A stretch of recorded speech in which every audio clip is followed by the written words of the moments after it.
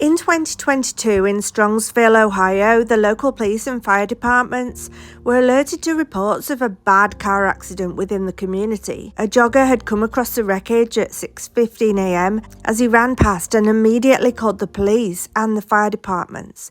It apparently involved 3 car occupants. It was described as car versus a wall and what looked like a high-speed crash. The occupants were Mackenzie Shirilla, who was 19, Dominic Russo, 20, and Davian Flanagan, 19. When officers arrived at the scene, they felt that Mackenzie had for some reason lost control of her Toyota Camry as she hit a brick building on Almenia Drive at 5:34 a.m. Police arrived at the scene to find all 3 passengers unconscious and trapped within the frame of the mangled car. Fire departments worked tirelessly as they cut away at the car in order to remove the 3 occupants from within it. Unfortunately, by the time the male occupants, Dominic and Davian, had been removed from the car, the 2 were pronounced dead at the scene. Mackenzie, who had been driving the vehicle, was still alive but critically injured and was transported to the Metro Health Medical Center for further treatment. As doctors fought to save and stabilize Mackenzie's life, the police department were interested in how the crash had occurred and wanted to know if substances or alcohol had played a part. The families of Dominic and Davion were heartbroken. These 2 young men had their whole lives ahead of them.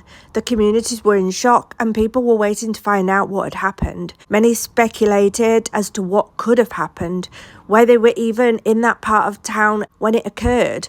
Why had Mackenzie lost control of the car? How fast was she going at the time, and were they drunk or high? The families and the community came together to remember Dominic and Davian.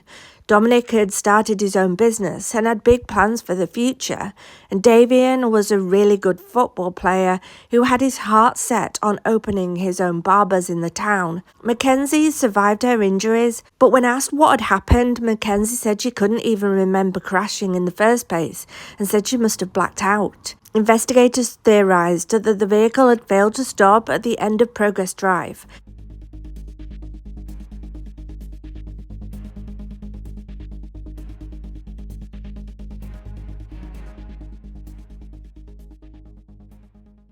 Travelled across the lawn of the business, hit a sign and then crashed into the building. They believed that Mackenzie had been driving and speed had been a massive factor due to the damage the car had sustained. Now Mackenzie and Dominic had started dating in 2021. The couple were constantly breaking up and then getting back together. It seemed a vicious cycle that the couple could not escape. Now, Davian was Dominic's best friend. Now, the night that crash occurred, or in the early morning hours, they had been to a party. The 3 had been drinking and smoking the green stuff. Mackenzie and Dominic had apparently offered Davian a lift home in the early hours of that morning. Now, Mackenzie was described as being quite entitled and selfish, a girl that never took accountability for her actions and always wanted her own way. After the crash, things that she posted on social media really got people's backs up. She posted photos of herself getting dressed up to go to parties with friends.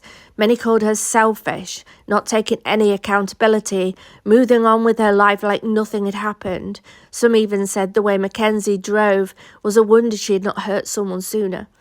On November the 4th, 2022, Mackenzie was arrested, and according to court documents, Mackenzie faced a total of 18 charges stemming from that night: aggravated murder, felonious assault, aggravated vehicular homicide, trafficking, drug possession after magic mushrooms were found in the car, possessing criminal tools after a set of scales were found in the car, and there were 15 charges related to the crash, and a further 3 related to the break-in to the Columbia Church of God.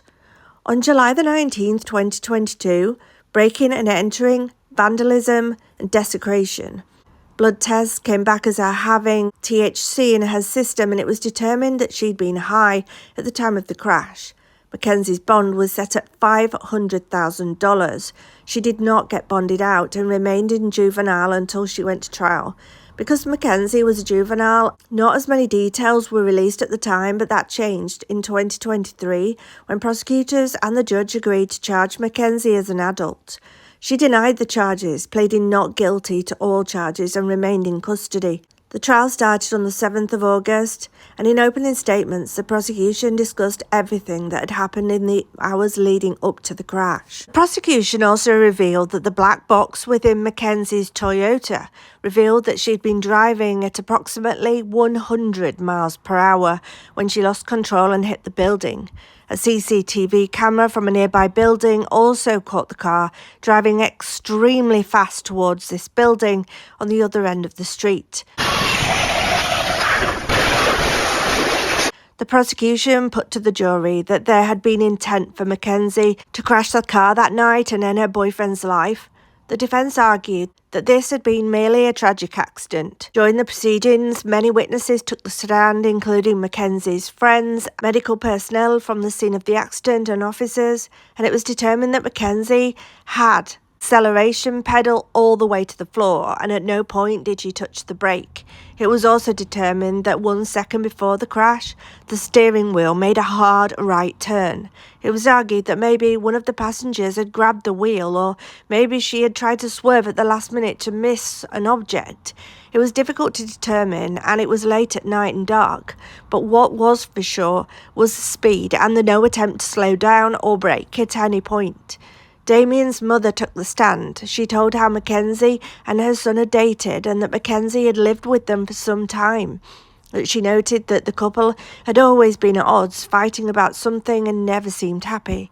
They always seemed to be falling out, breaking up and then getting back together again. After the crash, Mackenzie had sent Damien's mother a message that read, "I remember turning onto the street and then my vision fades to black. It really kills me not being able to remember anything. I promised you I would tell you. I've been asking my therapist why I don't remember, and she said it's because of trauma, but I'm going to try and get myself hypnotized and make myself remember." One of Dominic's friends took the stand. He told how in 2022, only 2 weeks before the crash, Mackenzie had been driving on Interstate 71 with Dominic as a passenger. When the couple had yet another one of their disagreements, and Dominic had called his friend to come and pick him up. His friend stayed on the line while he heard Mackenzie say to Dominic, "I will crash this car right now." She pulled off the interstate and Dominic got out of the car and left to go home. The witness saw Mackenzie strike Dominic with both arms as he got out of the car. Within the same month as the crash, Mackenzie again made multiple threats towards Dominic.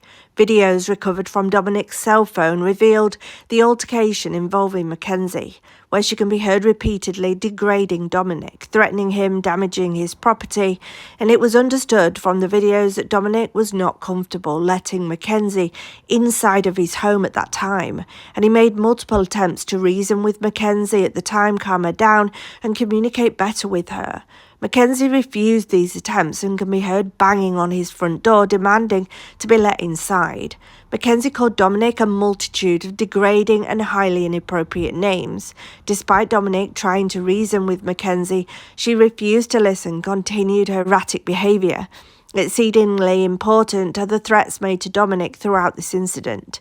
She threatened to key Dominic's car if he would not let her in the house, and she verbally counted down multiple times in an attempt to get Dominic to let her in. She repeatedly told Dominic that it was his last chance to let her in the house, and she stated, "You're gonna come down and open this door right now or there's gonna be a serious fucking problem."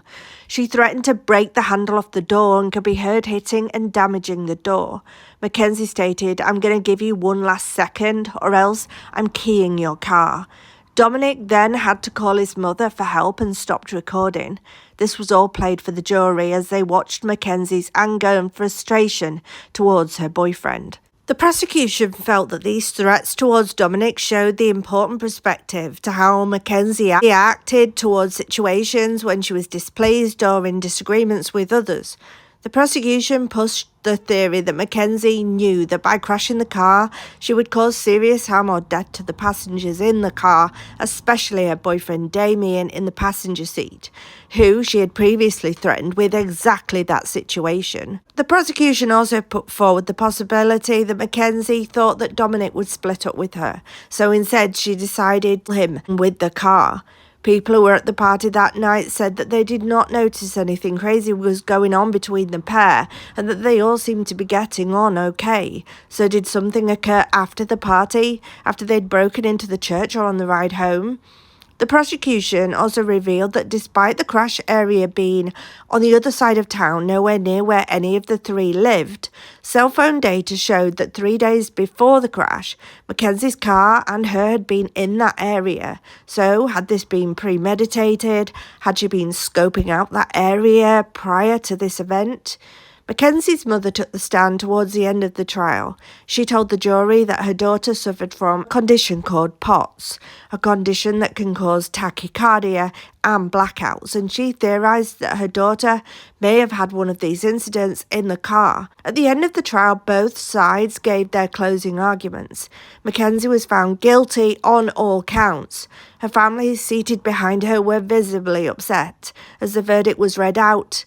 As she was taken away in tears, her family all shouted after her, "We love you, Mackenzie, we love you." Love you, baby.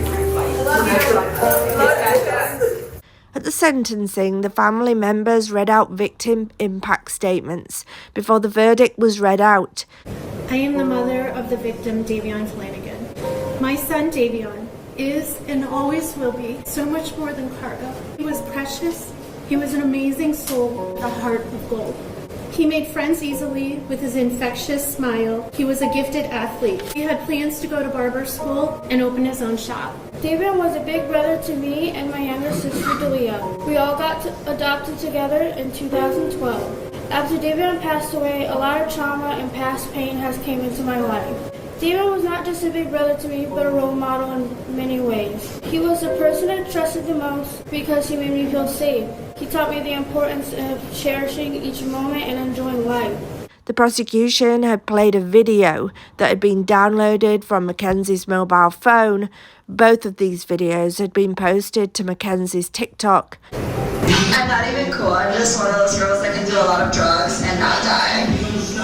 Gotta figure like a pin, gotta figure like a doll. Don't care if you think I'm dumb, I don't care at all. Candy best, sweetie, if I wanna be adored, I'm the girl you die for. This is who you die for?